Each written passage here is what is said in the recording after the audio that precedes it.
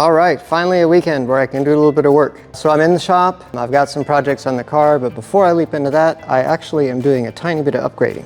I have this welding machine here. It's the Vulcan 220 Omni Pro. I've been practicing quite a bit with it. Right now, I don't have a gas bottle yet. I think I'll run by maybe Tractor Supply later and get one. So I'm using just the flex core wire for now.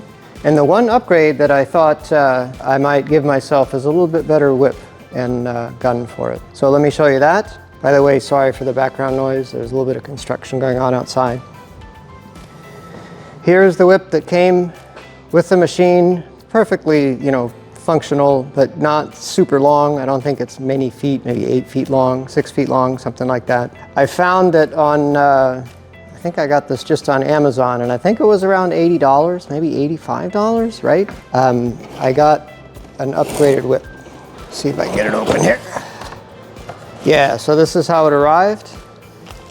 Came with a couple of spare tips. Looks like one 35 thou and one 45 thou. That's not what I got it for though. But here is the new whip. Let me get it out of the bag 1 second. All right, so I've got them both out, and I'd like to call your attention to a couple of things. So if you just kind of look at the guns themselves, this new Yes Welder one is significantly beefier. This one, has probably a perfectly functional kind of spring to ward off kinks. This new one has sort of a ball and socket joint. The gauge is heavier. Not sure if you're able to see it on camera, but for sure the new one is thicker. The entire new whip is 15 feet long, as opposed to, 6 or 8 feet on the old one. This is the plug where it goes into the machine. At first sight, pretty beefy, but if you compare it to the new one, also looks pretty puny, right? Can't even, yeah. Anyway, I'm really pleased with this purchase. I think it certainly won't improve my welding skills, but it'll let me get a little bit further from the machine without it, tugging on the lead.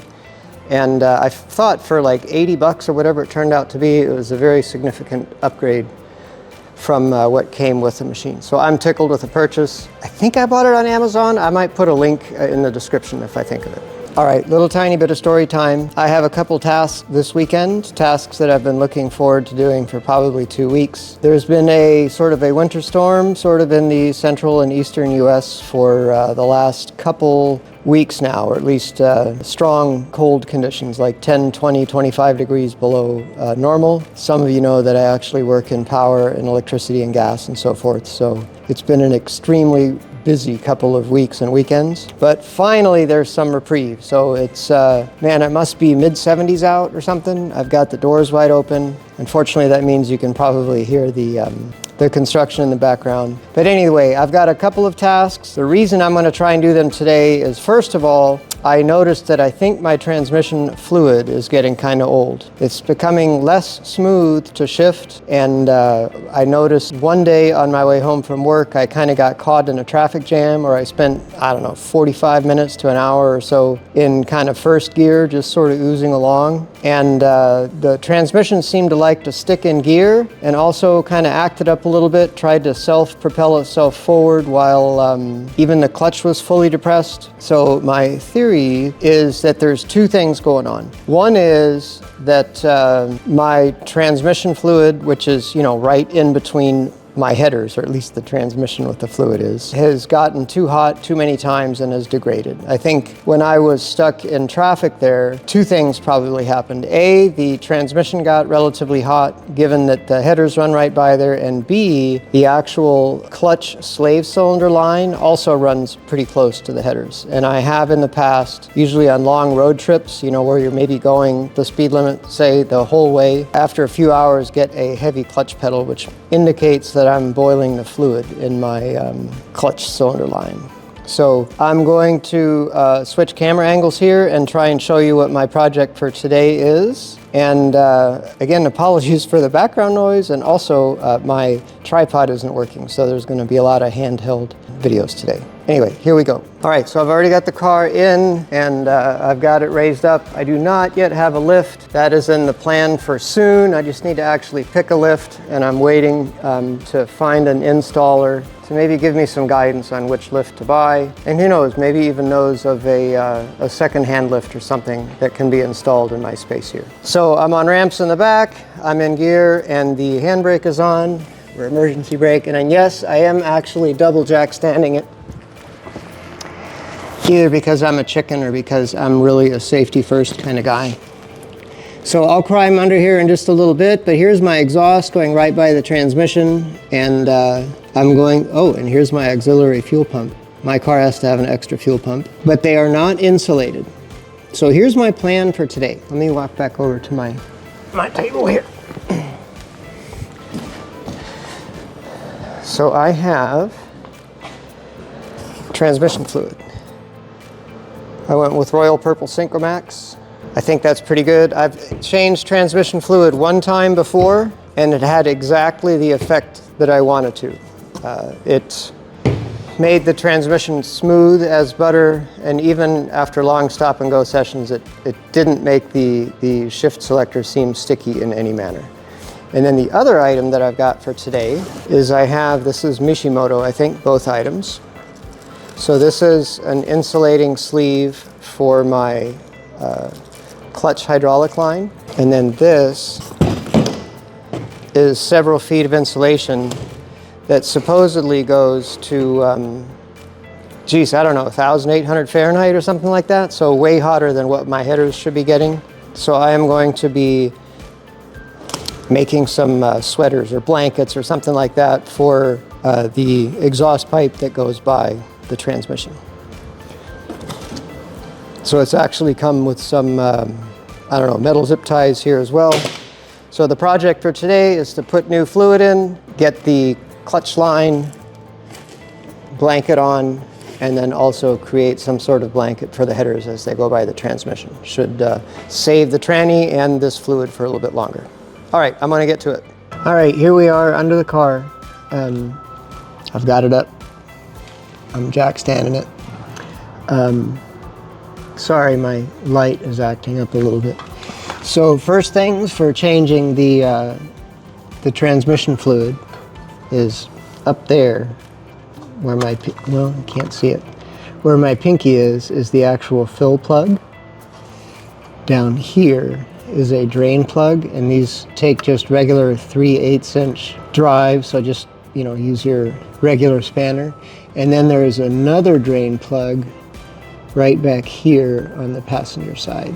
So my recommendation is always make sure that you can get your fill plug out first, because you're in kind of a pickle if you end up draining the whole thing and then learning that you can't get the fill plug out. That makes for a real mess. So I learned that the hard way many years ago. Now I always make sure that I can get the fill plug out before I drain any of the fluid. All right, you guys, I've got all the fluid out.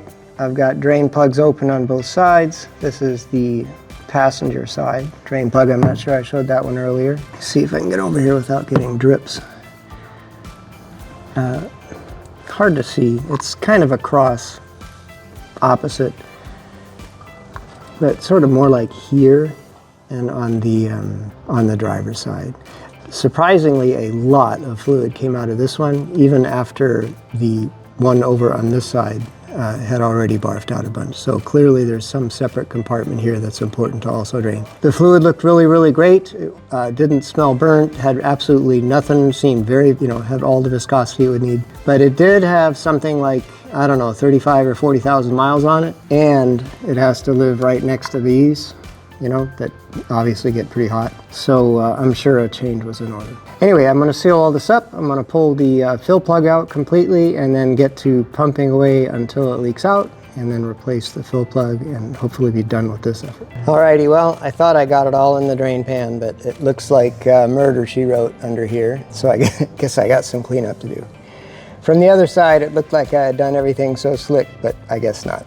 On this insulation that I was going to put around my exhaust in the area of my transmission, I've been doing some thinking, which is dangerous. Also some instruction reading, which is surprising. But it looks like there's strong guidance against wrapping just some of the header, especially in the collector area, because if part of it is left unwrapped, there'll be some pretty significant temperature differentials between the parts of the exhaust system, and especially in the header area, or the header collector area, I should say. There's an increased likelihood of there being welds that tear, or exhaust leaks that develop because just of the differential expansion given the different temperatures. So I've spent quite a bit looking at where most of the heat seems to be coming from. Looks like the cats are the most discolored items. So I think what I'm going to do is I'm going to wrap the cats. Those are also close to the transmission, and they are also separate pieces that are just kind of connected to the exhaust via V-band clamps. So I have cut 2 pieces to go around my cats, and I have these 4, or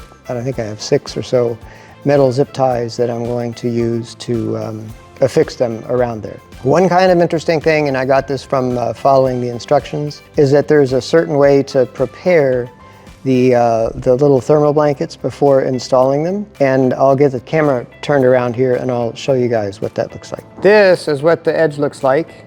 And the recommendations in the instructions, which I followed, is to actually cut and make a little bit of room on the edge and then fold this up and over so that we're not actually exposing the fiberglass or whatever that is, this insulating material, to the environment, especially if there's oils or anything like that that could soak up, and then this will just become a big wick for a candle. So in the end, it ends up looking like this. I have the edges folded up and over, and then at the end, again, I have space for when I completely go around the circumference of this catalytic converter.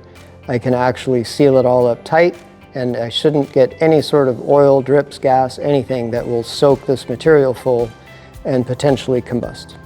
So I'll put them on, and if I can get under there and still have enough light, I'll show it once I have it installed. All right, so I freely admit that this isn't completely optimal, but here I am with the cats wound with or wrapped, I should say, with the heat barrier, and I have not touched the collectors just because I don't want those welds to crack. And so I've got the same thing going on both sides. And then also on some of these lines are coolant lines. Anything that's just getting a little bit closer to the headers than I would really like. I've taken that Mishimoto thermal barrier and wrapped those, or at least where they're most exposed to the header. So again, not the most awesome thing ever, but for sure it's going to be better than what I had before. I'll give an update at some point in, I don't know, maybe 6 months or so to see if all this is still in place, make sure it's not oil soaked or anything. But for now, I'm pretty happy with it.